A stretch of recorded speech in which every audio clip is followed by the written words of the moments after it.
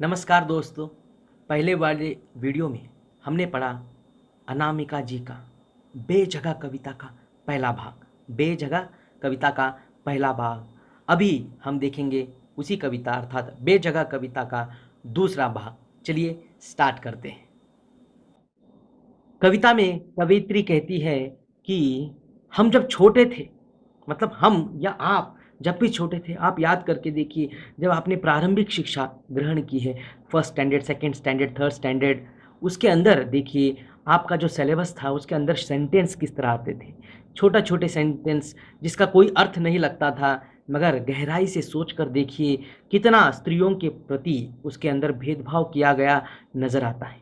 जैसे राम पाठशाला जा, राम तू पाठशाला जा, छोटा सा सेंटेंस हुआ करता था। राम पाठशाला जा, राधा खाना पका, स्त्री है इसीलिए उसे खाना पका, घर में जाकर खाना पका, रसोई में जाकर खाना पका। और राम बताशा खा, बताशा एक स्वीट होता है, एक कैंडी होती है, वो खाने के लिए लड़के को दिया जा रहा है और वही लड़की है हमारी राधा। तो सेंटेंस हुआ करता था राधा झाड़ू लगा। तो इस तरह वहाँ बचपन में ही क्या है, भेदभाव किया जाता था। और कभी अगर से माँ कोई एक नया घर बनते हैं माँ बाप, तो जैसे ही उस घर के अंदर अगर से चले जाते हैं बच्चे, तो वहाँ क्या कहते थे, राम देख ये तेरा कमरा है। और वही लड़की को, लड़की भी उत्सुक होकर पूछती थी मम्मी मेरा कमरा कहाँ है, मेरा कमरा कहाँ है। तो कहते थे बेटा लड़कियों का कोई कमरा नहीं होता, कोई घर नहीं होता, वो कैसी होती है, मिट्टी धूल या धूप के समान होती है, उसका हवा का समान होती है, मिट्टी के समान होती है, धूप के समान होते हैं, उनका कोई घर नहीं होता। इस तरह कहा करते थे। यहाँ तक कि लड़का हमारा राम सोने वाला है, उसके लिए बिस्तर कौन बिछाना चाहिए, राम सोने वाला है, राधा जाकर बिस्तर बिछा। इस तरह भी हम कविताएं में सेंटेंस देखते हैं कि छोटे छोटे बातें हैं, मगर किस तरह स्त्री को छोटा आंका गया है, उसको सिर्फ काम करने के लिए उपयोग में लिया गया है। इस तरह यहाँ पर कविता में हमारे अनामिका जी गहराई से उतर कर बताती है कि छोटे छोटे सेंटेंस जो हम पहली कक्षा दूसरी कक्षा में पढ़ा करते थे, उसके अंदर भी इतना भेदभाव एक लड़का और लड़की होने में है, इस तरह वह बताती है। जब वो लड़की पूछती है माँ इस नए घर में मेरा कमरा कौन सा है, तो कहती है माँ वो पगली लड़कियां हवा धूप मिट्टी होती है, उनका कोई घर नहीं होता, उनका कोई घर नहीं होता, जिनका कोई घर नहीं होता उनकी होती है भला कौन सी जगह। इस तरह कवियत्री पूछती है, जिनका कोई घर नहीं होता उनकी होती है भला कौन सी जगह। आगे देखिए प्रश्नवाचक चिन्ह है, उनकी कौन सी जगह होती है बताइए, कहकर अनामिका जी पूछती है कौन सी जगह होती है ऐसी जो छूट जाने पर औरत हो जाती है। किसी भी मनुष्य की ऐसी कौन सी जगह होती है, अगर से वहां उस जगह को त्याग देता है तो वह स्त्री हो जाती है, ऐसी कौन सी जगह है बताइए।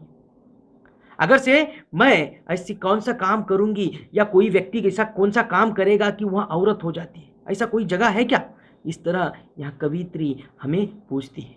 कटे हुए नाखून, कटे हुए नाखूनों, कंघी में फंसकर बाहर आए केशों की तरह। कटे हुए नाखून हो सकते हैं या कंघी में फंसकर बाहर आए हुए केश हो सकते हैं, बाल हो सकते हैं। इन्हें एकदम से बुहार दी जाती है। एकदम से बुहारना, बुहारना मतलब झाड़ू मारकर फेंकना, एकदम से निकाल कर उन्हें फेंकना, एकदम से बुहार दिए जाने वाली ऐसी कौन सी जगह है जिसे औरत को इस तरह बाहर निकाल दी जाती है। ऐसा क्या किया है उन औरतों ने, क्या उनका जन्म लेना ही पाप है।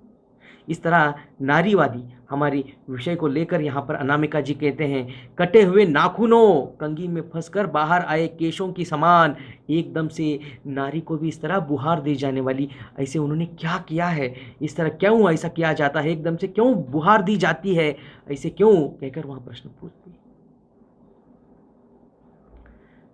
घर छूटे दर छूटे छूट गए लोग बाग।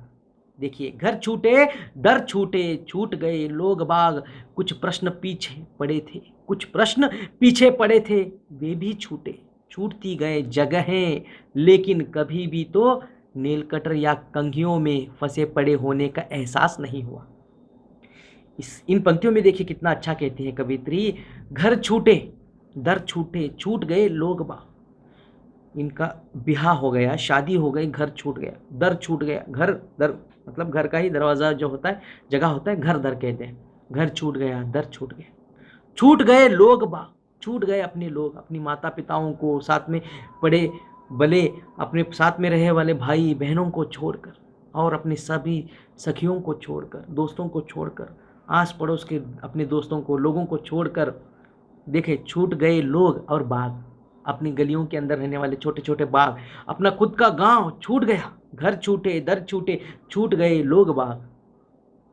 कुछ प्रश्न पीछे पड़े थे वे भी छूटे। कितना अच्छा कहते हैं देखो कवित्री, कुछ प्रश्न पीछे पड़े थे। पहले ऐसा प्रश्न हुआ करते थे, अरे यार मैं क्यों घर छोड़ के जाऊं, शादी होने के बाद मैं नहीं जाऊंगी, ऐसा क्यों जाना चाहिए, इस तरह कुछ एक प्रश्न थे, वे भी पीछे पड़े थे, वे भी छूट गए। वो प्रश्न भी छूट गए कि ये जो है ये गलत है, ये भेदभाव है, इस तरह का जो प्रश्न थे वे भी छूट गए। मतलब जो उन्हें सबसे मेन मुद्दा था, जो प्रश्न थे वो भी छूट गए। छूटती गई जगह लेकिन कभी भी तो नेल कटर या कंघियों में पड़े होने का, फंसे पड़े होने का एहसास नहीं हुआ। सभी जगह छूटती गई है। हाँ, हर एक जगह वहाँ छोड़ते छोड़ते छोड़ते यहाँ तक आज हमारी नारी आ गई है, स्त्री आ गई है, अनामिका जी आ गई है। कभी भी तो नेल कटर या कंघियों में फंसे पड़े होने का एहसास नहीं हुआ। हमें नाखून के समान समझा गया है।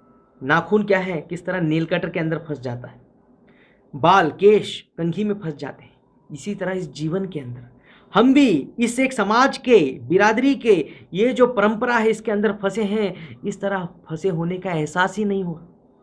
आज आपको अगर से ये समझ में नहीं आ रहा तो आप सोच के देखिए, जब आपकी माँ छोटी रही होगी ना, तो वो भी कहती थी मैं घर छोड़कर नहीं जाऊंगी, ये मेरा घर है, मैं यहीं रहूंगी। अपने भाई से लड़ती थी जब छोटी थी।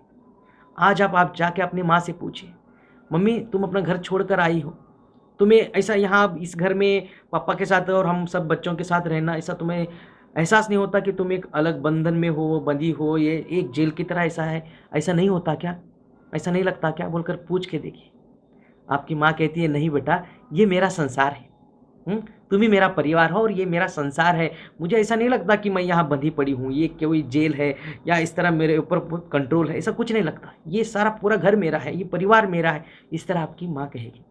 तो इसी तरह अनामिका जी कहती है कि हमें इस झंझटों में फंसे पड़ने का एहसास भी नहीं हुआ, महसूस नहीं हुआ, फील ही नहीं हुआ।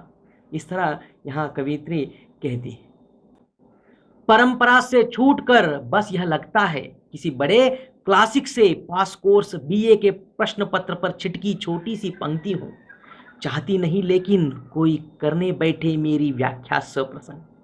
मुझे ऐसा लगता है परंपरा से छूटकर बस यह लगता है कि किसी बड़े से क्लासिक पास कोर्स, ये जो बीए का पास कोर्स होता है एक बहुत अच्छा माना जाता है। बेसिकली बीए जो कोर्स है, बहुत लोग समझते हैं नहीं बीएससी बहुत अच्छा होता है, बीकॉम अच्छा होता है, ऐसा सब अलग अलग लोगों की धारणाएं हैं।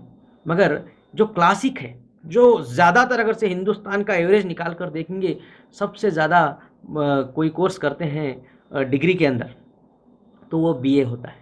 और एक बात आपको पता हो, और सबसे ज़्यादा कोई आईएएस आईपीएस बने हुए लोग हैं तो वो बीए कोर्स लेकर बने हुए हैं, ना कि इंजीनियरिंग करके, ना कि बीएससी करके, ऐसा नहीं है। ज़्यादा सर बीए कर कर ज़्यादा, सबसे ज़्यादा IAS officers, KS office sorry IAS और आईपीएस बने हुए लोग हमें देखने को मिलते हैं।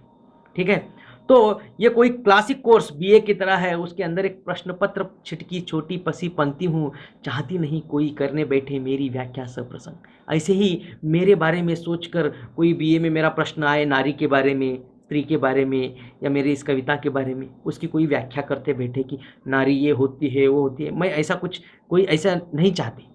इस तरह इस संदर्भ में वह कहती है, सारे संदर्भों के पार मुश्किल से उड़कर पहुंची हूँ, सारे संदर्भों के पार मुश्किल से उड़कर मैं यहाँ तक पहुंची हूँ। अनामिका कहती है, ये जो नारी है आज की, सारे संदर्भों के पार, बहुत सारे मुश्किलों को पार कर करके उड़ उड़ कर निकल कर वहाँ से यहाँ पर पहुंची हूँ।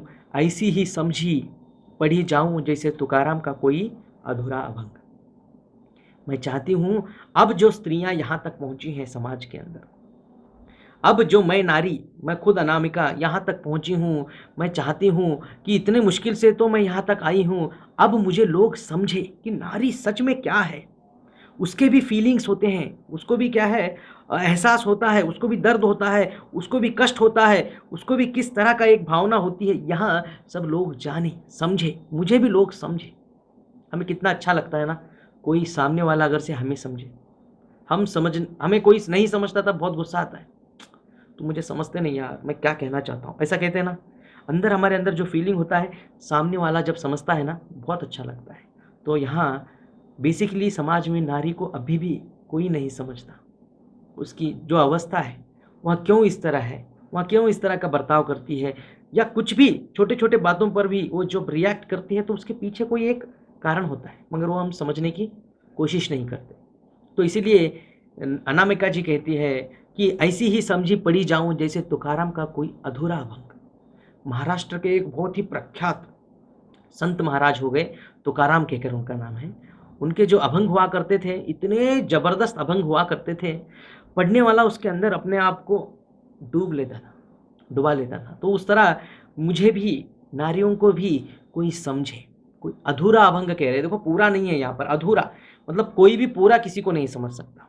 हाँ, अभी आप कम से कम मुझे थोड़ा तो समझ जाओ, नारियों को थोड़ा तो समझ जाओ, इस तरह कहने का कहा प्रयत्न यहाँ पर हमारी अनामिका जी कर रही। इस प्रकार स्त्रियों की मनोदशा को अनामिका कविता के माध्यम से व्यक्त करती है। युगों से जो स्त्री विरोधी मानसिकता, माइंडसेट समाज में व्याप्त है, उसे कवयित्री बदलने का प्रयत्न करती है, बदलना चाहती है, और बदलने के लिए हमें प्रेरणा देती है, कहती है इस कविता के माध्यम से उसे समझो। इस तरह वह कहती है।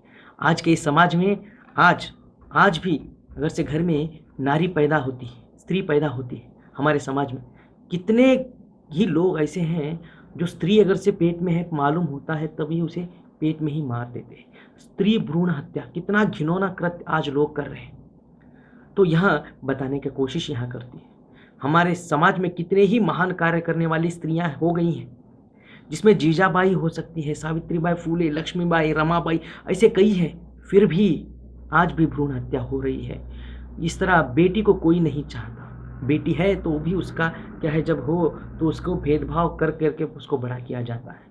तो इन सब को, भेदभावों को तोड़कर उसे आज़ादी दी जाए, उसे आगे बढ़ने के लिए प्रोत्साहन दी जाए, इस तरह वह कहती है। और ये जो मानसिकता है, हमारी जो मेंटालिटी है स्त्री के प्रति, उसको थोड़ा उसका दायरा बढ़ाने के लिए हमारी कवित्री यहाँ पर कहती है इस कविता के अंदर। तो यहीं पर यहाँ कविता समाप्त करेंगे। धन्यवाद।